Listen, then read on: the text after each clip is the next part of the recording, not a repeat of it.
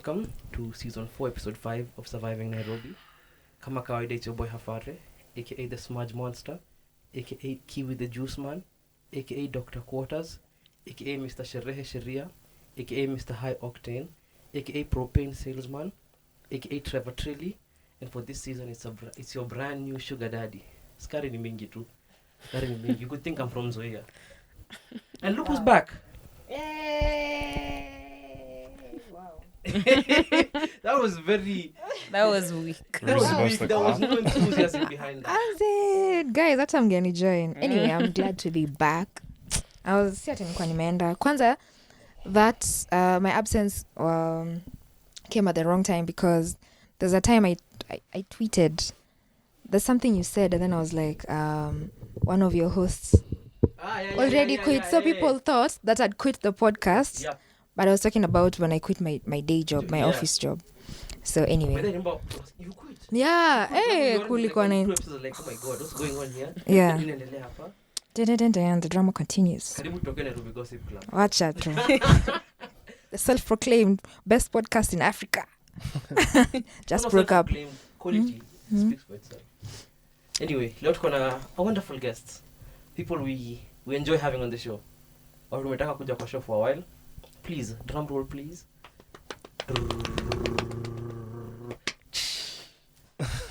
Would you introduce? I'll introduce ourselves. I'm David Masharia, comedian. Thanks for having me on your show. Justine Wanda, a comedian, a writer, an all-round amazing orphan. Thanks for having me. Amazing what? Orphan. Oh my God. Oh, but then David told me not to call myself an orphan because I'm over 18. I didn't say. It's my brand now. I didn't say don't call yourself an orphan. I just said you're not one. I am one. If you like the definition for orphan, I think it's like the UNICEF definition. It's like anyone who's Look at under the 18. over here. Oh, sorry. Sorry, I know how to use Google. Yeah. No, but yeah, if you're under 18, you're an orphan. If you're not, they say you're not an orphan. Okay. Technically, there's somebody just stopped being an orphan like at 18. You turn it here like, okay, now you're no longer an orphan. Go out into the world. Find your parents. Find your parents. That's not what find happens. their But they just don't call. Yeah, I don't know. That was dark. Hella. Maybe I should rebrand to parentless. Maybe that's No, but works.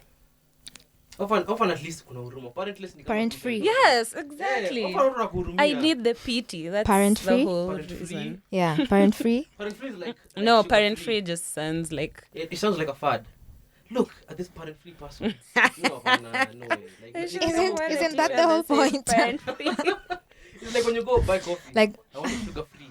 yeah. I want my girlfriend to be parent free. Like, what the hell? You're on the Start line. dowry. Parents? Nah. But this is but why does it have to be in the introduction? Why do you have to introduce yourself as parentless?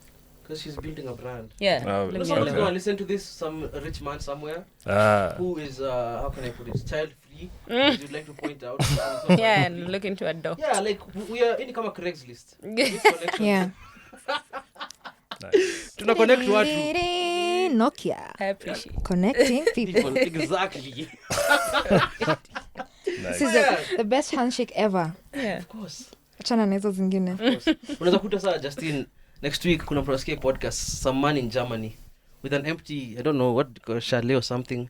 Yenye tu anataka tu a parent free person. Na yako child free. Justine ataomoka juu kujiita orphan. Love life. Nice. Na David tutabaki hapa na wewe. With your parents. Ujaomoka. Where were you when my parents were stealing? Where were you? Wow, by the way, that statement. Mpaka saizi did somebody put watu kwa changa kwa billboard ama? Ante? Remember the guys were saying to change to wake your statement on a billboard. That never happened, did it? It didn't happen. No, it didn't happen. But knowing Kenyans know That's really azimu. dumb though. Yeah. No, Kenyans do dumb shit all the time. But like that dumb. Oi, Kenyans wanafanya vitu ujinga. Okay, well. Didn't a guy buy a casket to dance with it? Could dance in your money online. Yeah. No, Yeah. didn't we like just vote this guy twice? Okay, happy. Umsa alikuwa na goto akiambiwa awatch Selena. Ona Selena. Ona ngapi leo? You bring shame to the family, It's Pascal. the 5th day of the week. By the way, it's the 5th day of the week, so we've lost 10 billion. So Yeah, far. technically. Imagine. The grind in it. Tungepata 10 billion hata singerekodi kitu tena. Me hata one nawaacha Hata tu. one by the as in I'm done. What would you do with 1 billion? I don't know. Same thing I do with 10. Yeah, just dumb as shit. Yeah. Exactly. Times I'm just 10. stupid. Mm-hmm. Like I'd hire a horse to ride it to my other horse. Like dumb shit like that. Okay. I'd get like somebody to perform in the bathroom for me nikitake a shower. Akiimba like I'd get a person to wake me up kama clock radio. You'd get someone to wash your car in the rain like Cat Williams. Yes. Yeah. Yeah, Just do that's dumb shit with right, money. bitch. That's why you don't that's have right. a billion shillings, I think. That's the thing. People get a billion, Mhm. alafu wanakuwa all of a sudden, oh, I want to see the clouds so that I can save us from climate change. See, that's what Bill Gates is doing. And that's exactly how Snowpiercer starts.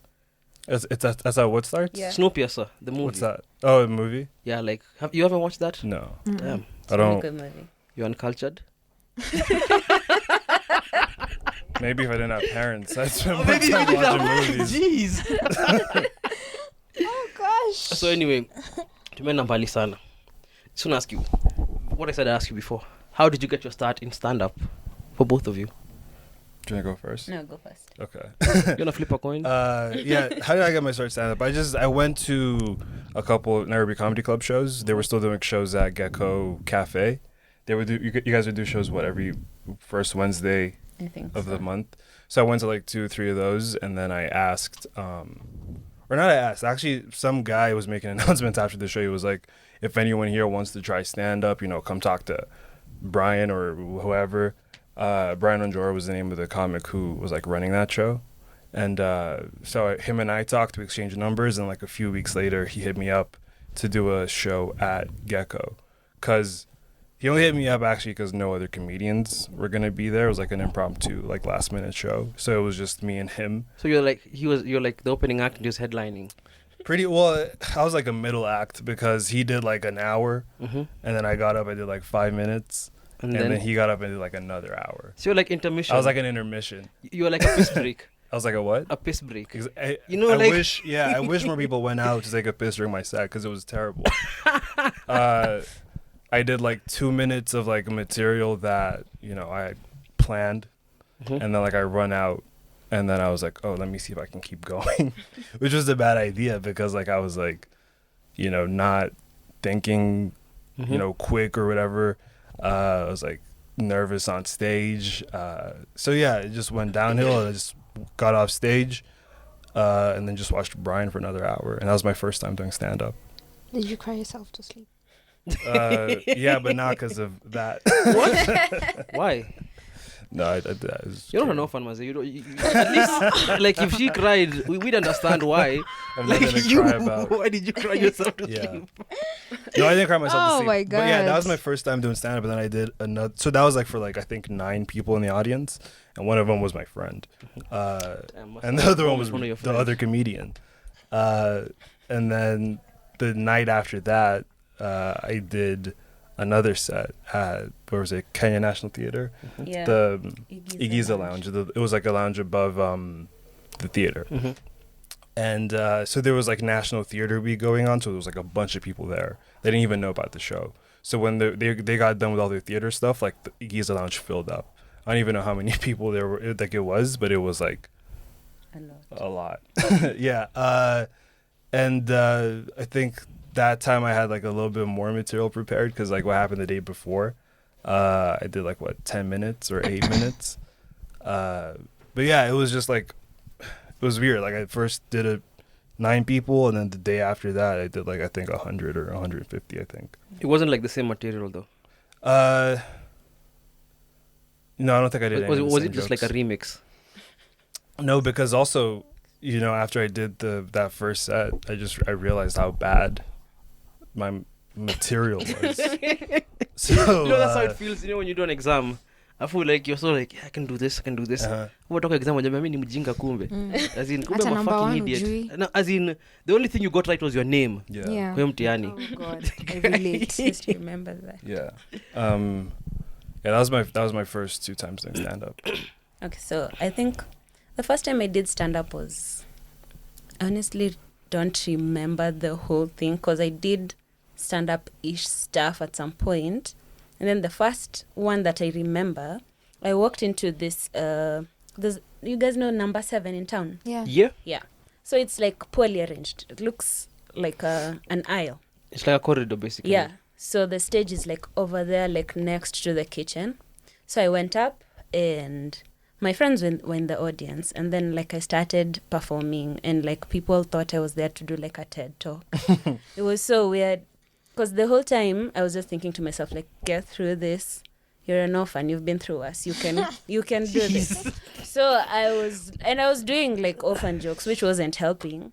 So the whole time, like I tried to keep my head level the whole time, and then I see there's a woman in the crowd, and she just started heckling me. I was like, wait, heckling you like you know the I don't SpongeBob? remember. Boo, you suck. no, I don't remember what she said, because then when she started heckling me, like I just continued trying to talk over her while the smoke from the kitchen was like coming at me. And like I have like a weak ass chest, so like I was inhaling smoke, I was literally choking, I'm trying to talk, this woman is talking over me, like the whole thing just felt like a bad sketch comedy happening. And like no one, even my friends couldn't even tackle that woman for me. Like I was like, what's the point of you guys being Fake friends. yeah? And then like you guys know Abu, yeah? Yeah. Because he was hosting. So he went up and then he told that woman to shut up. And then like I had to go back, which there was no recovery. So I was walking outside. Like I literally went outside. You see how those people sit outside? So I was outside so that I'd breathe fresh air and finish my set. It was so horrible. I never thought I'd be able to recover. But then the next one, I think it was on a Wednesday or a Thursday, I was there again. It's like, I guess this is my life now. Like, if I suck, I suck. Yeah. But they actually unique to moja important about life. You suck, maze. Just do shit. Because so many people suck at things, but still succeed. I mean, but They're yeah, aware that they suck. I mean, if you suck, if you just keep doing it, you'll probably get better. So it's To not, a level, it's yeah. not a bad thing to suck at something either. Oh, everybody sucks at something when they start. Yeah. Nobody's perfect. That's true. So, Yeah. is that the worst you've ever bombed? Like, for No, both that of you? was just like an introduction to comedy. That's not bombing. That's comedy 101. Okay, yeah, That's comedy 101. What's the worst you've ever bombed, Basi? Like, Okay. you go on stage, you go like, I am not doing this, okay. This fucking sucks. I don't remember the worst I ever bombed, but I remember going to The Alchemist. It was a Wednesday. And like the way The Alchemist is set up, the stage is here, the audience is literally just in Kawangware. Like you can't hear them, they can't hear you. People are having the time of their lives, and you're trying to do comedy for people who are not paying attention. So the whole time I was like, I have this joke. It's a very graphic joke. Say it. No, I can't say that. No, I can't. No, you guys have Why? to pay me. Oh, So- shit. So like I was doing Damn. this joke, and as in, I just remember, like, you know, that moment you make eye contact with someone seated there, and they're like, you really should just never do this again. Like, that was the feeling. And then I got off stage, and Sadia, she was the one hosting. She was like, "Oh, you did so well. I laughed so hard," because she was standing here. And I remember just thinking to myself, who the hell set up this room? Because I can't do this. It wasn't even bombing. It was just like talking to yourself in the middle of nowhere. That's how it felt. But The Alchemist is really weird with that, because there was a time I went for, I can't remember what it was. It was like a gig. But like that's the worst organized gig I've ever gone to. What type of gig? Was it like a DJ or something? No, like it was like was it Kenyan Juice too? It was like a gangeton type thing. Oh. Mm-hmm. So I get there, like they say the first act is gonna go on at 9, and the first act goes on at 1. So yeah, I remember that show you told me. yeah. about So it. like we spent the whole like from 9 to 1 just watching guys dance on stage. Yeah. Not like actual dance, just random guys. Yeah. Yeah. The host, the lady who was hosting, Cracker Festival. she was like, okay, come on, you look like you can dance. Come up here, let's dance. And they're like, oh, now Odi, now do this, now do that. And then in the middle, this Indian chick goes up there and starts singing this like mashup of Bhangra and Gengeton. And nobody has any idea who she is, first of all. And she was like, yeah, are you guys hyped? We're like, no, we are not. We have no idea what's going on. To go up or to, jeez. And you, David, what's the worst you've ever bombed? I don't know if this is the worst, but this is like what comes to mind when I try to remember myself bombing. Well, I don't have to try that hard, to be honest. There was one night at K1. Mm-hmm. They had the open mic on Wednesdays, speaker box open mic, and I got on stage. I started doing jokes about like I had like some it wasn't Star Wars jokes, but it was jokes about like people from Star Wars. And then I think when I said Star Wars, like I heard this like voice from, you know how like the speaker box is? So there's like the crowd in front of you and then there's like a round the curve up thing, there. yeah, above you, upstairs. And then I hear like, I don't know what she's saying, but it's just a woman who's like interrupting and like yelling stuff during my set or whatever. And eventually like it starts, you know, bothering me. So I start saying some stuff to her. I'm like, yo, you know, can you shut up? Or I didn't say shut up, but I was like, yo, can you just be quiet as I'm doing this? And she didn't. And then I remember I was doing a bit about like motorcycles and people dying, you know, in motorcycle accidents. And I said something about like, I don't know, would you rather, you know, be ugly and then die or like die and then be ugly? It was about, you know, just your face getting messed up in a motorcycle accident. And But then the answer to that question is die and be ugly. die and then be ugly. That's the answer to that question. But yeah, but then so like I did that question like I was asking it to her. Like I was like, yeah, like for example, like you, would you rather die and be ugly or would you rather be ugly and then die? She said be ugly and then die. And then I was like, no, I could already tell. I didn't even have to ask you. And then that, I don't know. I kind of regret saying that, but whatever, right? Yeah. Imefanyika, utafanya nini? Yeah, I mean, she was like, I mean, it's not like I went out of my way to like try insult someone in the audience. I was trying to make her be quiet. And I don't know, she just kept like, even after that, she just like kept, you know, yelling shit. At some point she gave me the finger. Did she? Yeah, she gave she gave me the finger. How did you feel? Was it lubed? It was only one, so it was fine, you know. Damn, how many are you used to per night from the crowd? From the crowd? Yeah. Fuck. No, but so yeah, after that, you know, I tried to get down with my set and then I left. And it was so funny too because, or not so funny, but I got there and like I bought her water from the bar.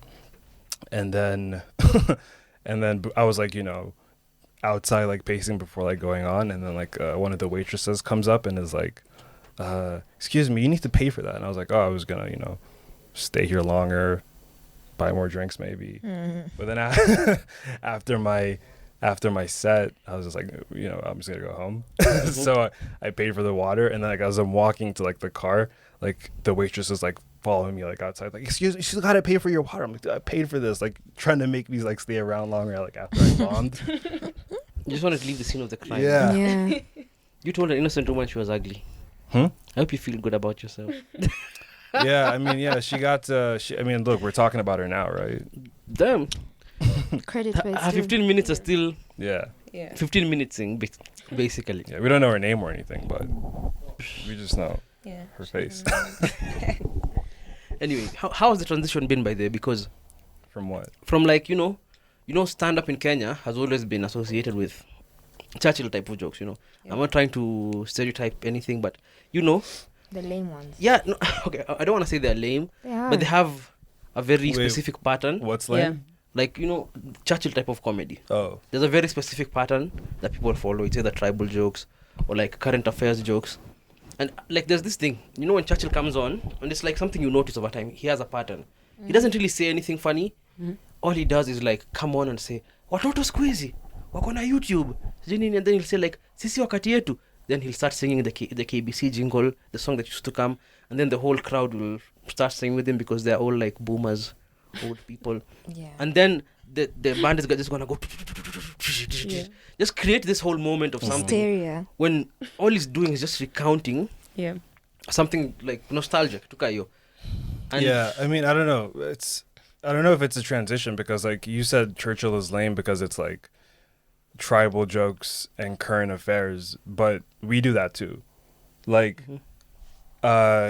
even if we're talking about like black people are like this and white people are like this, it's more international than or more global than, you know, Waluyas versus Wakambas. It's still tribal, like but still black versus white, us versus them. Comparisons, current affairs is always stuff as comedians are going to talk about. Churchill, like Churchill comedians are also pretty good, right? Like Mamito and Yeah. Oh yeah, Mamito is great. Mamito is hilarious. She's I saw fucking Mamito on Yeah. a Punchline, Mm-hmm. and it was like a whole new side of her people don't know. Yeah. She does stand up as well.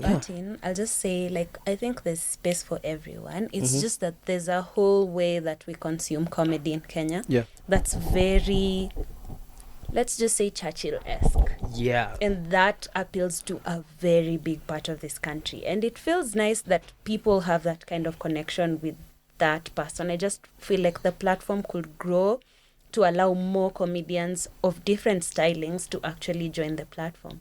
It's just that maybe they found something that works and they want to go that way.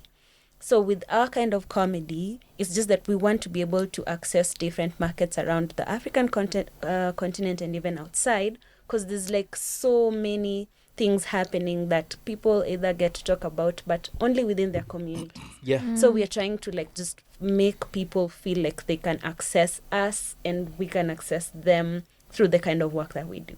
As long as it's funny, it should be funny. Anyone should be able to appreciate it. That's, I think, what we're kind of trying to do. Yeah. That makes a lot of sense, actually. Yeah, but actually what I was trying to refer to was like, now, the transition now, how does it feel now to be like the first, okay, I don't want to say the first, I don't know if you guys are the first, but you guys are like breaking new ground, because you guys are, your style is different. Yeah. Yeah, and you guys are now like picking up steam, because every time I see like, you remember the Nini, the Sauti Soul thing you said? Yeah.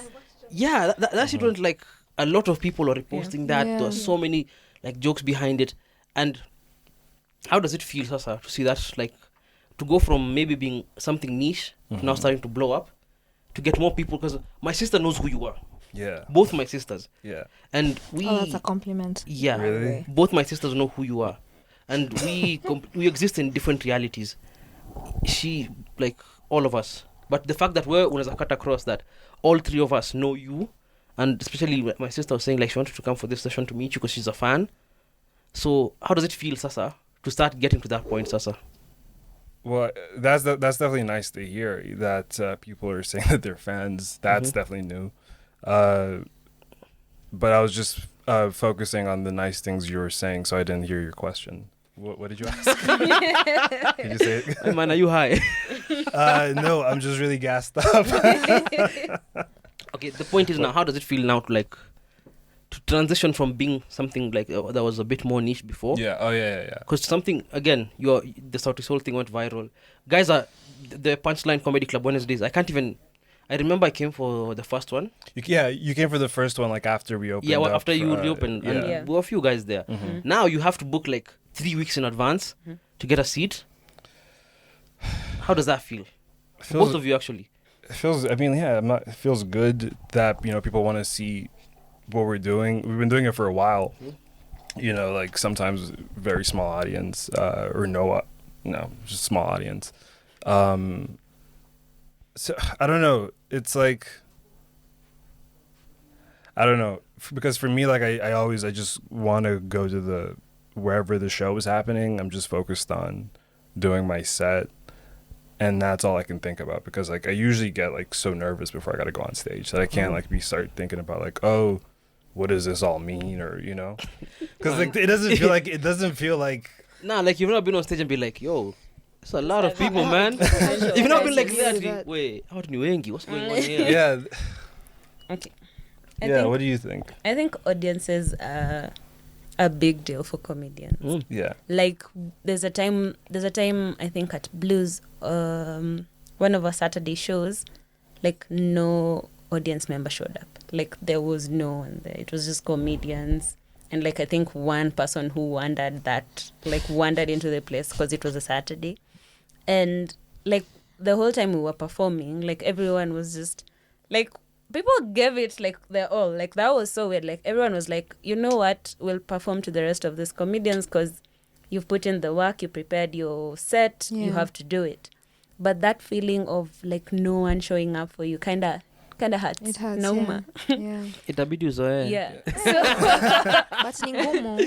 So like when right now, like the transition of seeing almost zero audience members to like a bunch of people showing up for us every week, it kind of validates just like the kind of work that we've been putting in, and like the nights where no one is showing up for you, and also you just thinking maybe this is never going to change. Like you'll have your existential crisis some other day, but when you show up and there's people there, it kind of just gasses you. Even if you'll bomb, even if you'll do well, like what matters is like people showed up for you, and that's important for us. Yeah. And how do you deal with like anxiety before performance? David, You don't go smoke something behind the stage. Like, I always every time before I go on stage, I'm like, this is it. This is the last time I'm doing comedy. Like I think about quitting because like it's not a nice feeling. Like being like, gosh. Okay. Also, yeah, I did think about this some more. About like how if like it feels different. I feel like like the more people come also, that like with higher expectations, also the pressure is more to like perform. Especially if you know, like people say, oh yeah, I'm a fan, I'm coming to see you. They say, look, I want to see you. And it's like, dude, so I have to have a good set. especially if it's at an open mic where it's like open mic, you know, people are just trying out new material, and it's like, you know, bombing is like frequent at an open mic. That's, you know, where you go to just like do stuff that's like rough or whatever. But some people come with expectations of like, oh, this guy, he's gonna make us laugh nonstop for 7 minutes. And it's like, dude, maybe not. I think it comes with the territory, because the moment you get a bit of like notoriety, people now expect you to be at a certain level, and the pressure inakuanga on. Because even I can imagine it's the same for Ivy. Yeah. Because Ivy, I was talking to her Juicy too. I was telling her like 2 years ago. Yeah. 2 years ago when we were doing episode 10 of season 1, we were asking guys to vote for Ivy on Facebook for her to get a slot at was it Kilifi New Year. Yeah, Kilifi New Year. That's 2 years ago.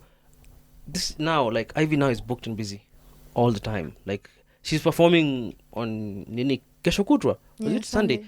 For Scorpion Kings. She's going to be playing there. So I feel like the more she's growing, there's more expectations.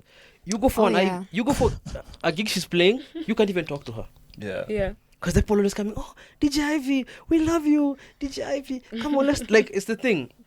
And I feel like even for her, there's an expectation of like, so I have to be really good. Yeah. Because people are expecting me to be good. People are here to see me, and I can't let these people down. Yeah. It's stressful, by the way, because sometimes you even think about like your whole presentation. Sometimes you're like, hey, ulivai last week, where's rudia? Hizi viatu lionekana nazo. Mpaka sometimes I'm like, why? You feel like the pressure is, when you're trying to talk to yourself out of it, it's like, this pressure is unnecessary. But when you get to the ground and you're like, okay, it's really necessary, and like you have to perform, and sometimes when you're not even in the mood to perform, you still have to perform. Yeah, that's an actual thing for me, I think, because this entire week I was just like, I'm not showing up to comedy shows because I wasn't feeling like myself, and I was personally struggling, and I felt like I don't want to put that energy to the other people who are watching me, because I have like 3 or 4 people who like I know for a fact show up for me. Like it's just like whenever they see me, they give me such good energy, and I don't want to go up there and I'm like half-assing whatever it is. Like, always use your full ass. Yeah. That's something that's what literally my vision board has, like, never half-ass anything, always use your full ass. The reason that's why like the ass is sliced. That's like something you're told like at a porno studio. So it's Always like, use your full ass. Always use your full ass. We can't let the customer see half an ass.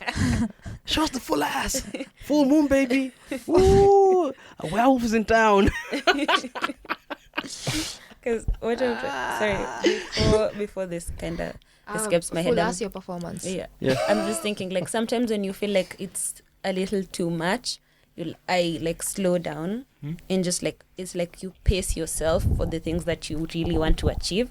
Like if you're feeling like you had to perform this show really well, like bring it down to I want this bit to go really well. Yeah. Because then that feels like, oh, if this part bombs, it's whatever. But if this one really, really gets people laughing, then I have something. I can work with this. I can grow with this particular joke or something. Yeah. You guys plan like knowing that this is like, I know the audience is going to laugh right here? Yeah. You kind of have to know where your laugh lines are, yeah? Yeah, those are punchlines. Yeah, like... Because but sometimes, something really weird happens sometimes. Like you go up and you think this is where the punchline is. Like for you, that's how you wrote the joke. And then when you do the setup... Everybody laughs the setup. Yeah. People kind of have this idea of how funny it can be. And then they start laughing. And then you say something and then people laugh then. You didn't think that was a punchline. So it's like, oh, maybe I can work on this. Like make a tag here or something. Yeah. So you rework the joke to fit how the audiences resonate. The problem with that is like when you rework it for a different crowd, it could go... Either way. Yeah. Question though, you just talked about setup, meaning that with jokes have structure. Yes. Do you learn this somewhere, or it's just something you pick up, or like how are you able to tell that this was a very this was a good joke, this is a bad joke based on the structure? What's the structure? Yeah, well, okay, so you also asked like, did you like where we learned it or picked it up? Yeah. I don't know, some of the knowledge, or like I guess, yeah, like when you go into comedy, like you're already using everything you already know, right? And like people would make jokes in conversation without being stand-up comedians. Yeah. And like so like you kind of already know how to like say something funny, but you might not necessarily know why this plus this equals this, or like why it works. So I don't know, you comedians tell you things through learning, you figure stuff out, or through doing stuff you figure stuff out. But like, what is the structure? Yeah, there's a bunch of different types of jokes and joke structures, because there's like just like the classic setup or premise, setup, punchline, which is you just say something to build up to you getting to the punchline, Right. so that it makes sense. Like you're giving people context for why, for the punchline you're about to tell them. Yeah. So, what makes a good? There's a lot of stuff that also goes into like making a good joke, because like a joke could be like solid structurally in its structure, but maybe you don't relate to it, or you don't really know what it's about, so you're like, that's not a good joke, but someone else hears it and they relate to it and like, that's a great joke. Yeah. So there's a lot of it, like whether or not you know what the person's talking about, whether or not you I get it. Yeah, you get it. Because I feel like the more like comedy is so diverse that you can't really, there isn't like a set way of writing something. Because like one of my favorite comedians, Rodney Dangerfield? Yeah. Yeah, I love Rodney Dangerfield. Yeah, get no respect. Yeah, I get no respect. Like he had this like they're just puns.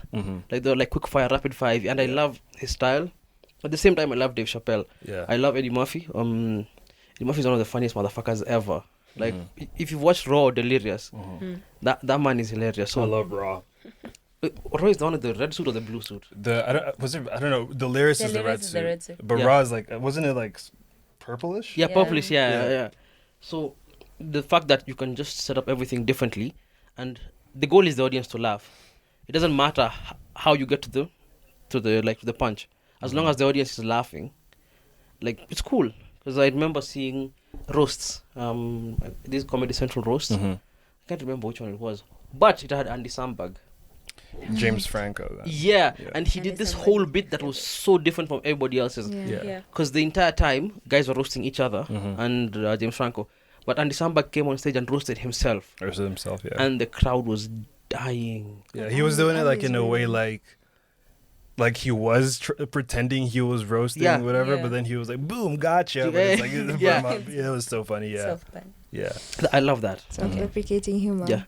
And Which is also like Rodney Dangerfield. yeah, Yeah. Rodney Danger. Like, if you don't know who Rodney Dangerfield is, please look him up. I'm He's trying to think of some of his one. I can't. actually I've blanked actually. Yeah. And you know how I found out about him? On The Simpsons. Oh, okay. He was like he was Made like a feature. yeah, he was like Kitambo when it was good, like the first 9 seasons. Yeah, but everyone's on good. The Simpsons. Yeah. Yeah, but The Simpsons has to be one of the best written shows of all time, comedy shows. Because I remember even I used to write for it. Conan O'Brien. He wrote some of the most famous episodes, like Marge. Have you watched The Simpsons? Like, yes, I mean not like it's Breaking Bad. I'm not gonna like follow the story. No, you line. I'll should. just catch. you should There is a storyline actually. you should follow but from like I season 1 can't- to 9. I can't because it's like what? It's over 20 seasons. You just have to watch the first 9 seasons. Dude, I don't even watch movies. Oh, what the hell, man? I What do you can't- do? I tell jokes. How do you get your jokes? Don't you use like pop culture references? Actually, But I mean, but the Simpsons is comedy. I can't get comedy from comedy. Like, Yeah. you can only get comedy from like just Life. like real shit, Yeah. and then you turn it into comedy. Well, can you just watch it just to enjoy it because it's really good? Yeah, but I already have stuff that I enjoy.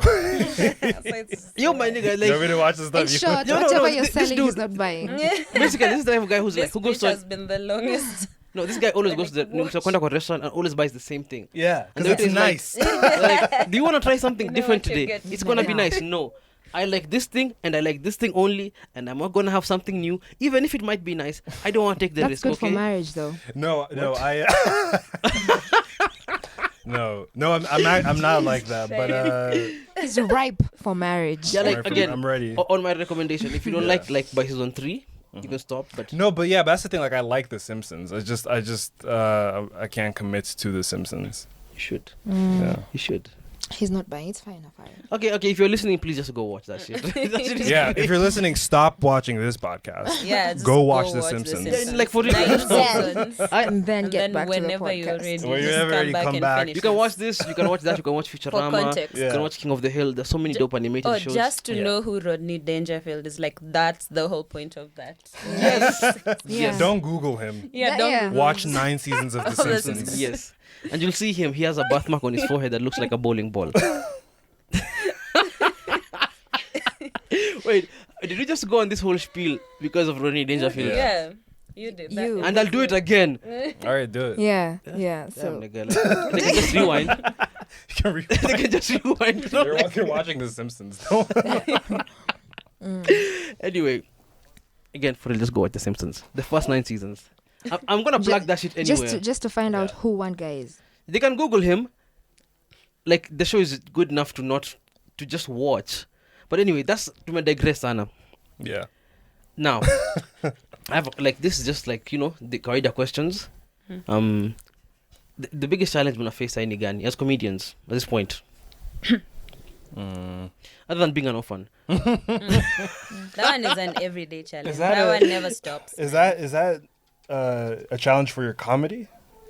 To see how the depth of my orphanhood. No. Just being an orphan. Orphanhood? Jeez. No, that's orphan. not. Didn't know Yeah. there was a term. Being an orphan is actually comedy gold. Someone told me yesterday I tweeted about wanting to move, and then someone told me kana mama yako. I was like, bro, See now? this is the most savage thing someone has ever told me, but they don't know me. So I was like, oh, maybe I should move to the graves, my G. Oh. Jeez. Okay, I wasn't completely mad. I was just like, okay, people on the internet will tell you anything, especially if they don't know you. So 'Cause- your favorite Yeah. album is Kids See Ghosts. Guy. Yo, as in knives, Maze. That was unnecessary, Maze. Did you just? Jeez. Wow. You know, while she was Well- speaking, whatever was She must going love through her my zombie mind was, movies. Wow. I know. Dreaming of reanimation. If anything has dead people in it, like I'm just like, no, this is too close to home. I'm not watching it. Yeah. But they can't imagine just making orphan jokes. Like, Making orphan jokes is fun. It's just like people are so weird about death. It's like we're all gonna die. Just like get into it. It's like we're still here. We're still alive. You can laugh. buy your casket now while it's cheap. Exactly. Right now, You're gonna in die. Painted Man U colors. Yeah. Black Make Friday. sure go to the cemetery now when you have the time and strength. Pick out that plot in the corner Yeah. because Dig your when own grave. dig your own grave because when Jesus comes, you want to be at the perfect position. Yeah. unataka kutokea place poa ndio usipange laini sana. Nitakuwa front line wa flutes tarumbeta ikilia. Unataka kutokea msa wa kwanza. Gang. Uko msa wa top layer mbinguni VIP. utakuwa line na kina Tupac. Uko VIP karibu na DJ booth. First class to heaven. Buy your graveyard now. Dude, do you know when I was a kid, I used to not think that I was gonna die. I used to think that I was never gonna die because I grew up Christian, and there's this thing like Christians say is like, oh, Jesus is coming soon, and when Jesus comes, everybody who's left on earth is just gonna go into heaven. So I was like, oh, soon? So I'm 2 now. Soon's like what, 4 years? I'll be 6. So, I'll be 6 when Jesus comes. I promise you, I thought I was not gonna die. Jesus must be black. Yeah, no, not Yeah. just Has to, he has to Jesus be black. is a black dad. Yeah, he has to be black. Because that nigga has always been coming but has never got here. He's It's never about showed the up. promise. It's about the wait. You know, like the anticipation. That's you know the way what black people like people do. Yeah. That's take so much edging, time. Christ. Black people, you gotta have say if you gotta say it's 2 because black people are gonna come at 5. Just like 2,000 years. Okay, I'll wait 5,000. Yeah, and then I'll show up at like 6, just to see what's going on and then leave. So yeah, Jesus has to be black. If Jesus was a white person, like this should have been done like 10,000 BC. But don't you think he has to build the anticipation? BC? It's just like BC. Before Christ? Yeah, like Yeah. white Yeah. people are early. Okay, 10,000 years early. Yeah. 2000. Or, sorry, were you gonna say something about Jesus? Jeez. That's my Us. Zaz. But Jesus is a Mexican. Jesus. Jesus. He has like a donkey and a hat and he's always asleep. It's wonderful. But yeah, like, so what are the Yeah, what are the challenges you guys are facing? challenges? So back to the podcast. Yeah. Alright, bye. Have a Wait. quick What are the challenges of doing? Being currently. comedians? Not being David Mashari, of being a comedian. You don't want to hear about that? No. What are the challenges of being? My main thing is, besides, this has to do with the main thing is that there's not enough spots for us to do stand-up. There's not enough there's no comedy clubs. There's no comedy industry. So, and which means, if you can't get up as much as, we'd like to, it means we can't make as much money as we'd like to. Yeah. So that's, I guess, the challenge. There's not enough spots. Ideally, like what we do it, like I'd want to do it at least 5 nights a week. Yeah. 2-3 spots a night. 2-3 spots a night. Yes. If it's like a Don't. 20-minute spot. Don't. What? Are you gonna make a bad joke? Nah. Forget about it. Because you told him Where is five mind nights a week, wanders? 3 2-3 spots like nigga, you a hooker. Yeah, I'm a hooker for jokes. Yes. Jeez. Okay. No, yeah, I mean, if it's like a 20-minute spot, Yeah, 2-3 spots a night. If it's like if we were doing an hour, then maybe just like 2 max. It's too long. What? An hour. An hour to? How Yeah, we're not hookers. Yeah, I know. We were talking about comedy. Yeah, I know. Yeah. How hard would it be to arrange a special? Yeah. I like to organize a special. I don't know exactly how hard it would be, but it would almost be like for us, it would almost be pointless to shoot a special. Yeah. If you don't like to do a special, like you need to have like material that you've worked on for like at the very least 6 months. Yeah. Whoa. But most comics And consistently Yeah. in as many crowds as possible, like not just the people you're used to and Yeah. like they resonate with your kind of frequency all the time. You have to be able to do, because like comedians in the US, I think have one of the best industry setups in the world, because there's comedy clubs almost every single city, and there's like people who work in the industry who set up the entire space just for you to show up. It's like if you're in New York and then you go to Cincinnati, you go to Ohio, like you go to all these different states, small cities where it's like 10 to 20 people in a certain room. And if those jokes work there, and then by the time you're rounding up your tour to actually do your special, like you've worked on these jokes really well. Yeah. Like every single bit in and out, what kind of way it works and what doesn't. Like you've broken it down to a point where the joke is per se perfect, Mhm. and we Damn near barely perfect, we barely get enough time to even workshop the jokes we have to a point where it's like really good. Yeah, because then you'll hear a joke once, you're like, this is so funny, and I'm like, all I'm hearing is like, I missed this, this is a perspective I will use. I could have put a punchline here. It's just like, So you guys are very like self-critical. you have to be. Yeah. Okay, I get it. Self-credit. And Yeah, I hate on that myself. note, Ivy, you're back. It's time to do your thing. Yay. It's time for the music break. Time for the music.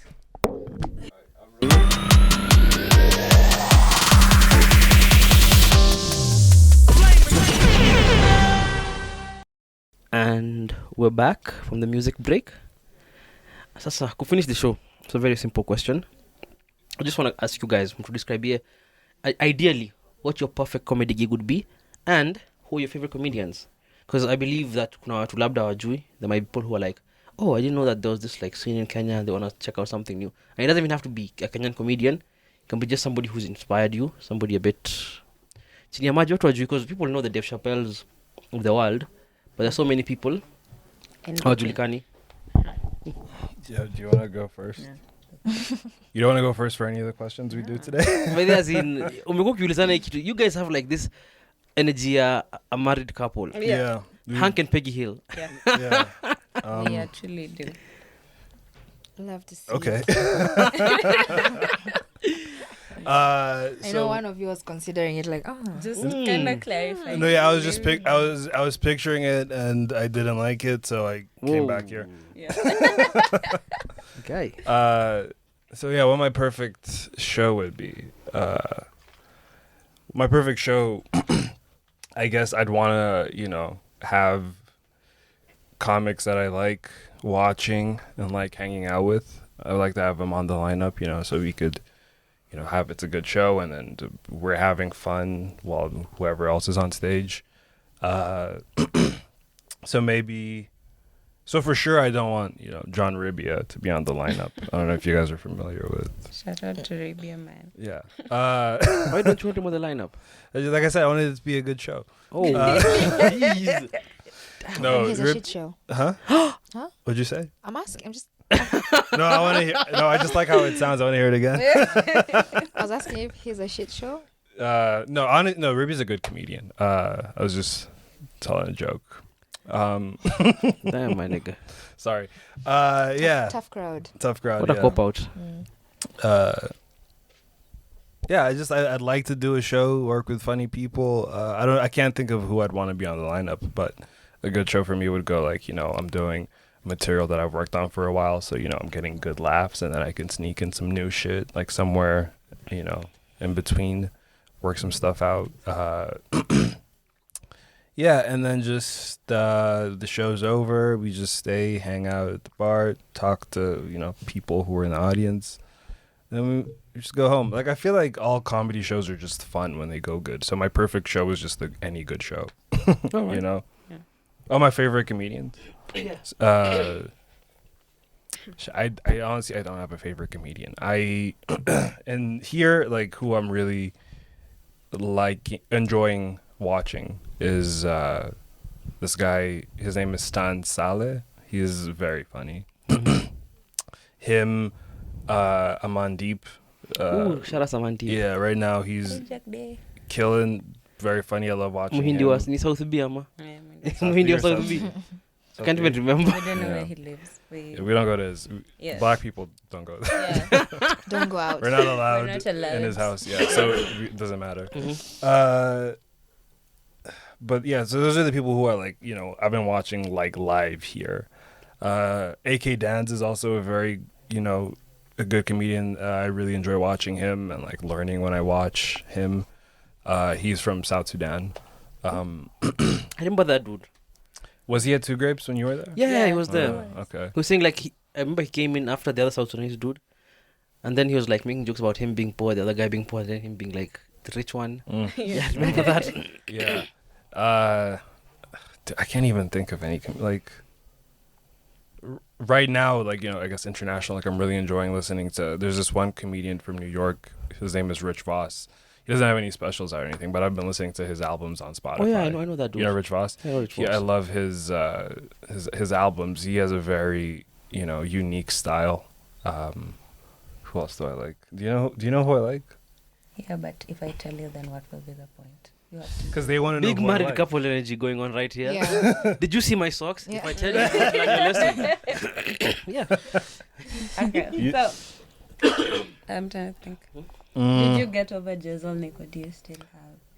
I mean, yeah, he's not like a favorite, but like I'd like, all these comedians I like, I don't have a favorite. I just like enjoy watching certain ones for like a short period of time and like moving on.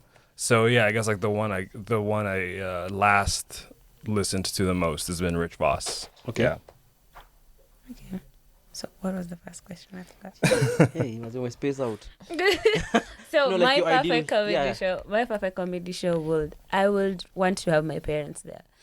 Like that will be perfect because then I'll be like, your daughter fucking sucks. Like this is the life she chose. Just to rub it in their African faces. Like that's literally something I've always wanted to do. Like not be conventional, but actually that's a bad joke. My perfect show. Guy, wow. My perfect show. Give I'm them, trying- I'm trying to give them a reason to go back to where they I, came would, I loved life pre-COVID. It was unsanitary. People used to crowd in places.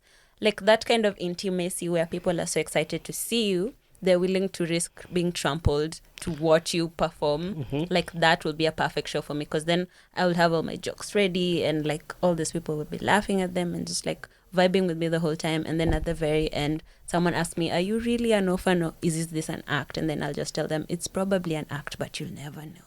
Just so they can just live with that darkness in them. Like it's something I've always wanted to do for people who don't know me. So I'm gonna. You've really thought about Yes, this. I really. Let's just Yeah. wait. That's just half the plan. Like that's not the full. I didn't. Sorry, are you an orphan? Why do you keep asking me? No, I just Like, didn't. It wasn't clear. I needed to hear it. Okay, I'm going to ignore For whatever. 45th time. Whatever this is. Where have you been? We've been recording for like 15 minutes. Like, do you have like what is it called? Short-term memory loss or something? No, like- it's just. You're like Guy Pearce in Memento. I just wanted you to make it clear. Okay, so I'm gonna say who my favorite comedians are. Like locally, I personally love Maina. Like Maina is the fucking best. Go follow him on Instagram. It's at Murumba _ Yeah. Yeah. Murumba. Yeah, from Maina Yeah. is On Twitter? amazing. Yeah. Like the way he writes his jokes, the way he delivers, fucking goes to my heart. Performance-wise, I love Doug Mutai and Amandeep because just like the kind of energy they infuse into the work they do is just amazing. And also I have to shout out Shiko. I love you so much. Please give me your afro. And like Shiko does this thing where when she writes, like her whole writing style is like so it feels simple and like not overdone, but the way the joke is layered is really good. Like I find it like almost mysterious every time, like when she goes up and like I want to hear what she's doing with that kind of premise. So, and also the last person I want to shout out is Shaz, and Shaz has the best storytelling you will ever hear. So if you guys ever come to a show and Shaz is going up, you are going to be mesmerized the entire time she's up there. So internationally, the people I really, really love, one of the comedians that actually inspired me to do this is Aparna Nancherla. She is such a she has weird anxiety, depressive vibe, and she turned that entire energy to like all this comedic genius kind of thing. And I don't think I've seen someone do that. I think that's amazing. Then the second person is Michelle Buteau, because Michelle Buteau is the fucking best. I've been Her delivery is on Yes. point. And then Wababa. Well, Bob. Well, Bab, Bob. I'm trying to think about like the Chris Rocks and I really love Chris Rock. Like I just think his ability to draw so much tags and punchlines from like such a simple premise is fucking amazing. But like top of the list is Bill Burr. Bill Burr performance-wise, writing-wise, stage presence, like every single thing. Just You know, I was watching I like agree. old like Yeah. Dave Chappelle clips or Chappelle show. yeah. And then they're like just random skits with Bill Burr before he blew up. Like I remember like Racial Draft had Bill Burr and Dave Chappelle as like the commentators, Yeah. and it's so dope. You know, he's the writer for F is for Family. Yeah, He's a Yeah. creator. Yeah, he's the creator. He's the voice Yeah, of the dad. The voice, Yeah. yeah. he's just dope. So we come to the end of the show. Make sure to check out Punchline Comedy Club Yes. Punchline. Every Every- Wednesday. at Punchlines. Two Grapes. Yeah. Stand Up Collective. Yeah. Yes. What else? Oh, before I forget, like just and on like we have to mention like Brian Njoro is one of the people who started who really pulled a lot of people into the comedy scene, and I really like where is he? Like I really hope he comes back. You say where is he? Yeah, because I don't know where he is. Okay. Yeah, maybe Do he you? started a new life in another country. I was Oh. just hoping. But he was supposed to be at Two Grapes like 2 weeks ago. Remember? That's what I'm Ah. saying. Like Yeah. I don't know where he Yeah. is. Just Yeah. like I mean, you got his number, right? You could- like it doesn't like when you text. Brian maybe Njoro, if you there's listen to somebody this, you want, yeah. yes. Yes, Brian. What please. wanakupenda? They want you Definitely. home. Brian, Before if 20. you're out Brian. there, Hashtag. Yeah. Usitokea kama ule msa wa rugby. What? bring back know, our you know. Brian. Yes. Bring back our Brian. Yes. So I checked them out. I know like No, yeah, but Brian is the guy I was talking about earlier. Yeah. That I did my first show with Yeah. him, and he did like 2 hours. Yeah. Yeah. That's 2 hours is That's a a long lot. time. a lot of time to hear someone just talk. So Yeah. that's at Nairobi Comedy Club. That's like the first, I think, club that we performed at. Mm. And then we have Punchline Comedy. We have open mics every Wednesday. So if you're interested in becoming a comedian, come through. Come through, yeah. Every Monday at Blues open and mic. Yeah, Yeah. Monday at Blues. And then there's one I'm forgetting. Stand Up Collective organizes shows the first Saturday of the month and the last Saturday of the month. So come through for those. Just follow our handles and then you can find all the shows. Make sure to check them out because I know Kama Punchline Comedy right now you have to book in advance. Yes. So like if you are listening to this episode, it's gonna come out like next Thursday. If you're listening, that means you have to book for not even the Wednesday after. It's gonna have to be the Wednesday after that Yeah. because the seats are in demand. But anyway, make sure you check these guys out.